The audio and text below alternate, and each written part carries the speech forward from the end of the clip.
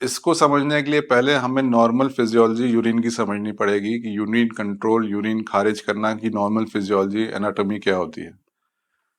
अमूमन आपका हर अंग शरीर का इंक्लूडिंग यूरिनरी ब्लैडर आपके दिमाग के कंट्रोल के तहत रहता है।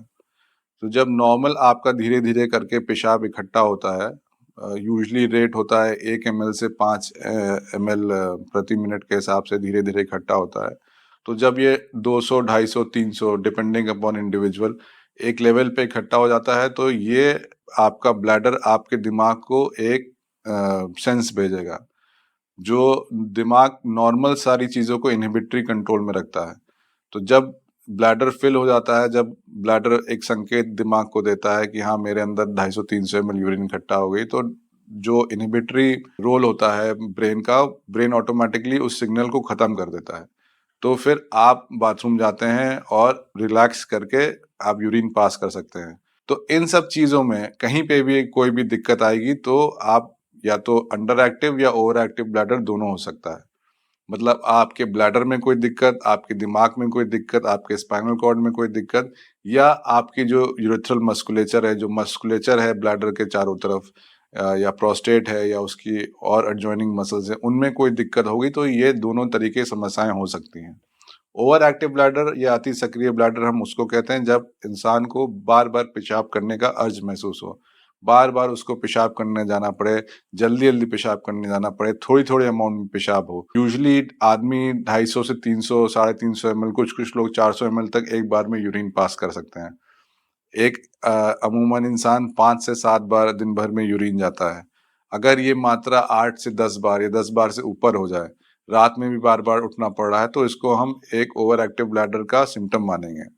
तो ओवर एक्टिव ब्लैडर में एक और दिक्कत आती है कि पेशाब कंट्रोल करने में आपको तकलीफ होती है।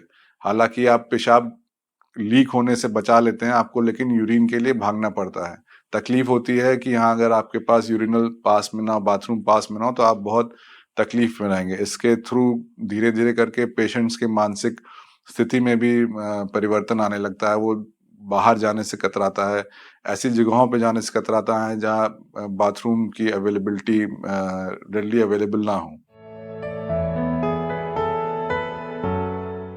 यूजली ये कॉमनली पाया गया है ग्रोइंग फीमेल्स में, ओल्ड एज फीमेल्स में, ओल्ड एज मेल्स में, या स्ट्रोक पेशेंट्स में जिनको स्ट्रोक हुआ हो या पैरालिसिस हुई हो, उससे रिकवर कर रहे हो, या किसी को चोट लगी हो नीचे, उसकी पेल्विक फ्लोर मसल्स वीक हो गई हों, specially child birth, repeated child birth के बाद पेल्विक फ्लोर मसल्स वीक हो जाती है, तो वो जो ब्लैडर को सपोर्ट प्रोवाइड करती हैं वो ठीक से प्रोवाइड नहीं कर पाती हैं। दूसरा, ब्लैडर में के मसल्स में, मस्कुलेचर में, नर्व एंडिंग्स में भी उम्र के साथ एक बदलाव आता है, और उस बदलाव के कारण आपका ब्लैडर थोड़ा अति सक्रिय हो जाता है। आपका जो ब्लैडर का नर्वस सिस्टम है वो थोड़ा सा ओवर एक्टिव हो जाता है। तो ये सब कुछ कारण हैं जिसकी वजह से आपको यूरिन बार बार लगेगा और थोड़ा थोड़े अमाउंट में आपको जाना पड़ेगा। But the most common cause is still growing old age. कुछ कुछ पेशेंट्स में डायबिटीज के कारण, कुछ कुछ पेशेंट्स में रिपीटेड इन्फेक्शंस के कारण, कुछ ब्रेन का एपिसोड हुआ हो, स्ट्रोक हुआ हो, पैरालिसिस हुई हो, जिसके कारण ब्रेन के जो इनहिबिटरी सिग्नल्स हैं वो ब्लैडर ठीक से रीड नहीं कर पा रहा हो, या ब्रेन ही खुद अच्छे से इनहिबिटरी सिग्नल्स ना भेज पा रहा हो। तो ये कुछ कॉमन कॉजेज है ओवर एक्टिव ब्लैडर के। ओवर एक्टिव ब्लैडर में यूजली पेशेंट्स को अर्जेंसी महसूस होती है, पेशाब करने के लिए उनको भागना पड़ता है, धीरे धीरे करके उनको पेशाब भी जल्दी जल्दी लगने लगती है, फ्रीक्वेंसी उनकी बढ़ जाएगी, it would be more than 8 to 10 times a day. और जब उनको यूरिन लगेगा they have to rush to the toilet, otherwise there will be a tendency कि वो यूरिन लीक कर जाएं या उनको पेन होने लगेगा। वहाँ पे हमेशा उनके दिमाग में ये दिक्कत बनी रहेगी। तो धीरे धीरे करके समस्याएं बढ़ती हैं। कभी कभी पेशेंट्स ठीक रहते हैं, लेकिन उनको यूरिन का इन्फेक्शन हो जाता है, तो that can be also a cause of over active bladder. तो वो हमको रूल आउट करना पड़ता है कि इन्फेक्शन नहीं है या कुछ और तकलीफ हो।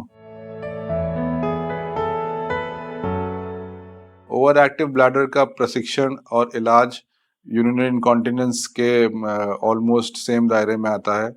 इसमें भी हम पेशेंट को एक ब्लैडर डायरी, एक वार्डिंग डायरी बनाने के लिए बोलते हैं। उसको समझाते हैं कि आप कितना अमाउंट ऑफ पानी, किस अमाउंट ऑफ पानी में कब-कब पी रहे हैं, टाइम नोट करिए।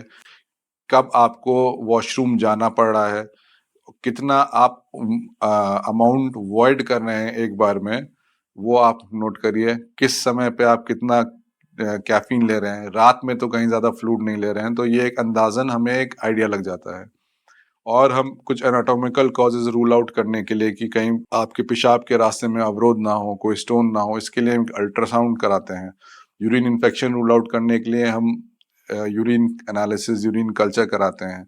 लोकल एग्जामिनेशन करते हैं, कोई लोकल चीज़ ना हो जो आपके यूरिन इनकॉन्टिनेंस में यूरिन ओवर एक्टिव ब्लैडर में आपको दिक्कत प्रोवाइड कर रहा होता है। ओवर एक्टिव ब्लैडर पे जोखिम ये कोई जानलेवा दिक्कत तो नहीं है, बट हमको ये रूल आउट करना पड़ता है कि कोई अंदर ऐसी कोई एनाटॉमिकल प्रॉब्लम ना हो, कोई ऐसी दिक्कत ना हो जो हम नज़रअंदाज कर रहे हैं। जैसे मेल्स में कई बार ये प्रोस्टेट की वजह से दिक्कत होती है। प्रोस्टेट की वजह से हाँ, यूरिन करने में अवरोध या रुकावट तो महसूस होती है, साथ ही साथ भी अर्जेंसी और फ्रीक्वेंसी की दिक्कत भी प्रोस्टेट में काफ़ी कॉमन है। तो कहीं हम उन सब लक्षणों को नज़रअंदाज ना करें, कोई स्टोन ना हो या कुछ ऐसा ना हो, तो हम इन सब चीज़ों को हमको ध्यान देना पड़ता है।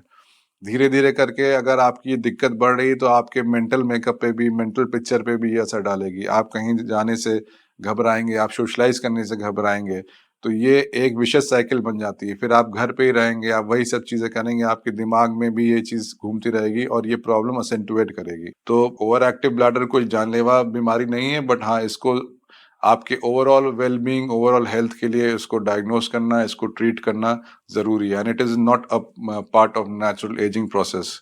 आपको अगर इसकी दिक्कत है तो आप ज़रूर दिखाएँ और इसका इलाज लें। ओवर एक्टिव ब्लैडर के बचाव के तरीके सबसे पहले कि आपको एक्सेप्ट करना पड़ेगा कि हाँ, आपको ये तकलीफ़ है। आप किसी डॉक्टर से, यूरोलॉजिस्ट से, किसी नेफ्रोलॉजिस्ट से मिलें, संपर्क में रहें, उनको अपनी दिक्कतें बताएँ, समस्याएँ बताएँ, वो आपको डायग्नोस करने में मदद करेंगे। और इसका ट्रीटमेंट के सिंपल तरीके हैं। सबसे पहले तो हम दवाओं पे नहीं जाते हैं। सबसे पहला तरीका है नेचुरल तरीके से, बिहेवियरल तरीके से, कि अगर आप बहुत ज़्यादा पानी पीते हैं, तो हम आपके पानी को अवॉइड कराएँगे। अगर आपको शुगर निकल के आती है, डायबिटीज़ है आपको, तो हम आपके डायबिटीज़ के लेवल्स को कंट्रोल करने के लिए हिदायत देंगे। आपको एक्टिव लाइफ जीने के लिए बोलेंगे कि yes, you go for a walk, you do certain exercises, you do pelvic floor exercises properly, जो आपके पेल्विक फ्लोर की मसल्स को and overall mental health being को आपको मदद करेगा। इन सब चीज़ों से अगर आराम नहीं मिल रहा है, then we as a second line we go on to drugs. और ड्रग्स का अच्छा रोल है। अबाउट 70 to 80% पेशेंट्स कुछ ड्रग्स पे काफ़ी अच्छा करते हैं। हाँ, ड्रग्स का कुछ साइड इफ़ेक्ट रहता है, but those are minimal side effects which can be managed. जिन पेशेंट्स में ड्रग्स हम नहीं दे सकते हैं किसी कारणवश, या वो अफ़ोर्ड नहीं कर सकते हैं, तो वो उनमें थोड़ा-सा इनको ट्रीट करना दिक्कत आता है। अगर किसी कारणवश दवाएँ कारगर नहीं हैं या कोई और समस्या आ रही है, तो हम इन पेशेंट्स को, अगर बाकी सब पैरामीटर्स ठीक रहते हैं, ब्लैडर कैपेसिटी आपकी एवरेज रहती है, कोई ब्लैडर में कोई थिकनिंग या और कोई इश्यूज़, इन्फेक्शंस ये सब नहीं पाए जाते हैं, तो हम इसमें इंजेक्शन भी दे सकते हैं, जिससे कि पेशेंट 8 महीने से लेके 12 महीने तक आराम रहता है। These injections can be repeated as per the symptoms and condition of the patient. But overall जो आपका अर्जेंसी है, आपका over active bladder, yes, it is a common thing, but it is not dangerous. But yes, it should be treated, and about 80% of the patients can be treated well. और वो दवाओं पे या behavioural therapy पे काफ़ी अच्छा करते हैं।